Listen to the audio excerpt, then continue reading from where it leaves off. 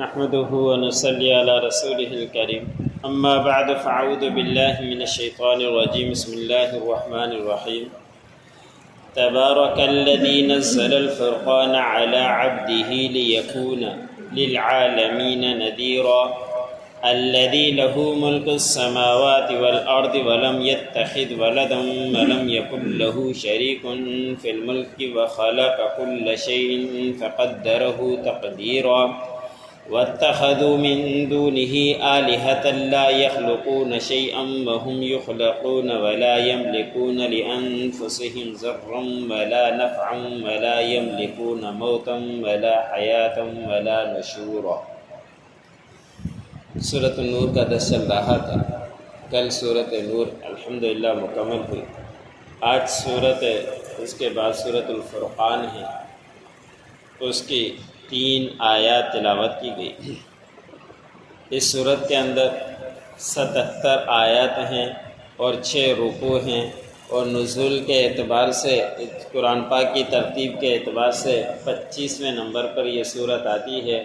قرآن پاک کے اندر کل 114 صورتیں ہیں، تو 25 نمبر پہ یہ سورۃ فرقان ہے۔ شروع ہی میں اللہ رب العزت نے فرمایا کہ بابرکت ہے وہ ذات جس نے اس قرآن پاک کو اتارا۔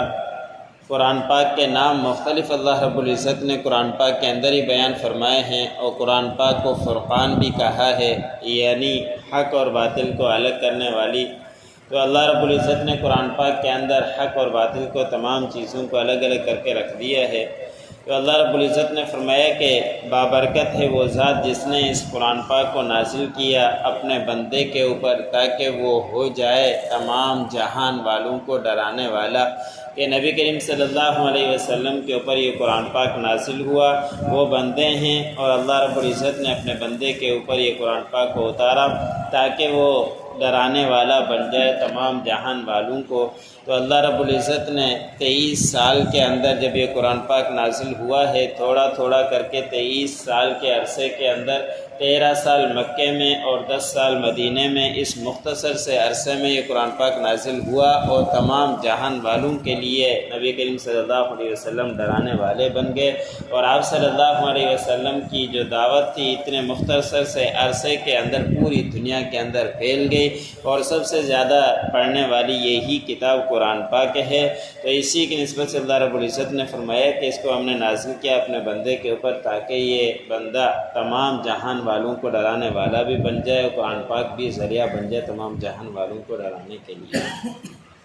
پھر اللہ رب العزت نے فرمایا کہ وہی ذات ہے جس نے آسمانوں کا مالک ہے، زمینوں کا مالک ہے، اور اس نے کسی اولاد کو نہیں جنا، اور نہیں کوئی اس کے شریک ہے بادشاہت کے اندر، کہ اس کے ساتھ کوئی دوسری بادشاہت نہیں، اکیلی ذات اللہ رب العزت کی ہے جو تمام جہان کا مالک ہیں اور آسمانوں کے بھی مالک ہیں، اس کے ساتھ کوئی بھی شریک نہیں ہے، اور ہر چیز کو اللہ رب العزت نے پیدا کیا ہے، اندازے سے ہر چیز کی تقدیر کو بنا کر رکھ دیا ہے۔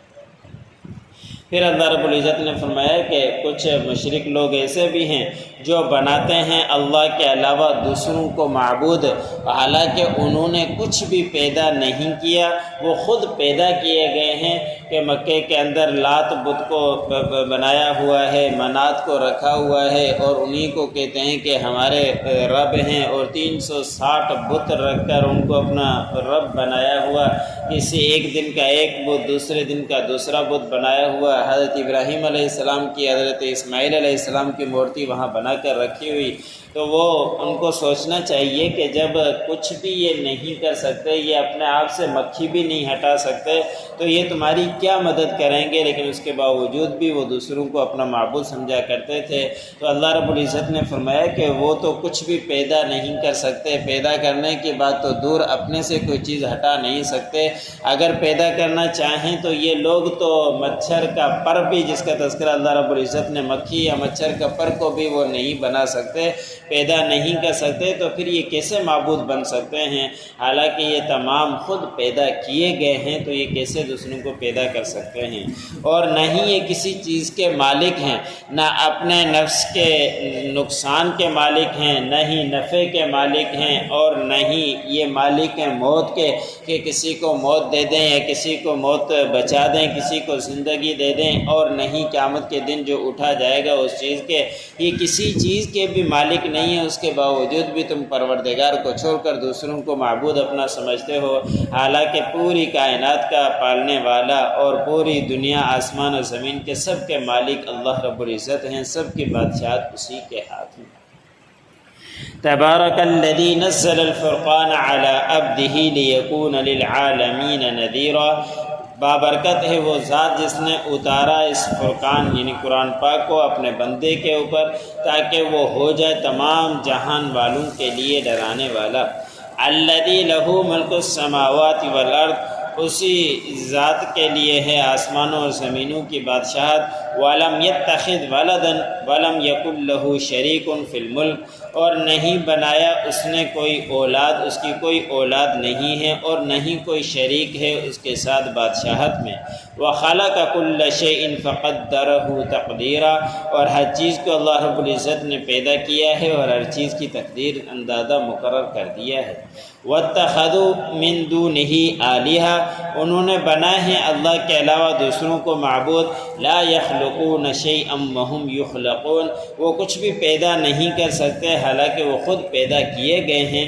ولا يملكون لانفسهم ضرا، اور نہیں ہیں وہ مالک اپنے نفسوں کے نقصان کے، ولا نفع، اور نہیں نفع کے، ولا يملكون موتا، اور نہیں وہ مالک ہیں موت کے، ولا حیاتا، اور نہیں کسی کو زندگی دینے کے مالک ہیں، ولا نشورا، اور نہیں دوبارہ جب اٹھائے جائیں گے اس کے مالک۔